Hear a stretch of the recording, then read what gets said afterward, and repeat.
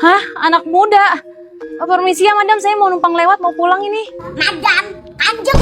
Waduh Kanjeng. Oh iya maaf ya Kanjeng, saya numpang lewat ya.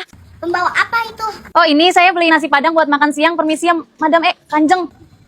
Kata ada yang kamu kemarin makan gulai kambing ya? Sekarang nasi padang. Detektif ya? Kok tahu? Ih, anak zaman sekarang makanannya nggak sehat. Oh tenang aja, aku selalu minum Nutrif Beneko setiap habis makan berat kayak gini. Soalnya cuma Beneko yang mengandung phenol, zat aktif yang bantu buang kolesterol langsung dari makanan. Udah teruji klinis juga. Hah, Beneko? Minum apaan tuh? Kayaknya enak. Iya dong, smoothiesnya enak dan bermanfaat. Makanya tetap berani makan enak, tapi tetap jaga kolesterol mulai dari sekarang. Gak perlu nunggu umur 30-an lagi buat peduli kesehatan. Oh, pantesan makanannya enak terus, gak takut kolesterol. Jelas dong, Po. Kan kolesterol out, makan lanjut. Di sini gue mau bagian ke bapak gue. Kok diambil sih? Ya elah, cuma satu doang lagi. Siapa ini ya? Bintang habis dari mana? Makan tuh Bintang.